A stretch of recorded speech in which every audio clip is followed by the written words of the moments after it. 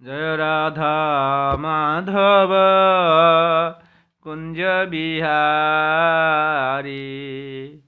গোপীজন বল্লভ গিরিবরধারী যশোদানন্দন ভজ জন রঞ্জন যমুনা তীর বনচারী জয় রাধা মাধব কুঞ্জ বিহারী হরে কৃষ্ণ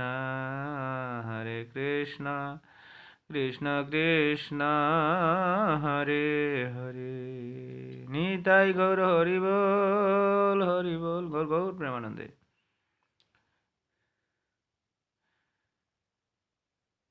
কর্মণ্যবধিকরন্তে মা ফলেষু কদাচন মা কর্মফল হেতু ভ্রূমাতে সঙ্গঃ শাস্তব কর্মমণি। অনুবাদ: স্বধর্ম বিহিত কর্মে তোমার অধিকার আছে, কিন্তু কোনো কর্মে ফলে তোমার অধিকার নেই। কখনো নিজের কর্মফলের হেতু বলে মনে করো না এবং কখনো স্বধর্ম আচরণ করার প্রতি আসক্ত হইও না। তাৎপর্য: এখানে তিনটি বিষয়ে বিবেচনা করা হয়: শাস্ত্র নির্ধারিত কর্তব্য কর্ম, বিকর্ম বা খেয়াল খুশিমতো কর্ম এবং নৈষ্কর্ম। কর্তব্য কর্ম হচ্ছে এই তিনটির গুণের দ্বারা বদ্ধ অবস্থায় জাগতিক কর্ম।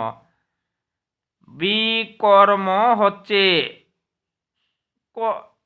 কর্তৃপক্ষ, শাস্ত্র অথবা গুরুদেবের অনুমোদিত ব্যতীত কর্ম এবং কর্তব্য কর্ম সম্পাদন না করাকে বলা হয় নৈষ্কর্ম।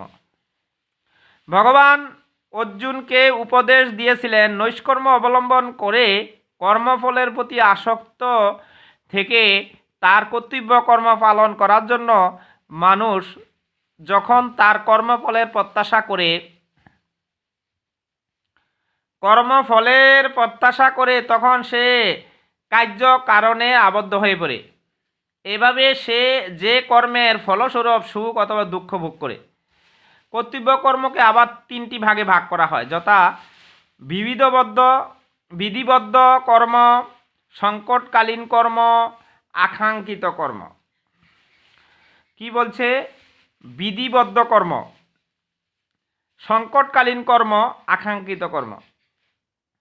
কোনো রকম কর্মের প্রত্যাশা না করে শাস্ত্রের অনুশাসন অনুসারে বিধিবদ্ধ কর্তব্য কর্ম হচ্ছে সদ্গুণের কর্ম। ফলে প্রত্যাশা করে যে সে কর্ম করা হয় তা বন্ধনের কারণও হয়, তাই তা অশুভ কর্ম।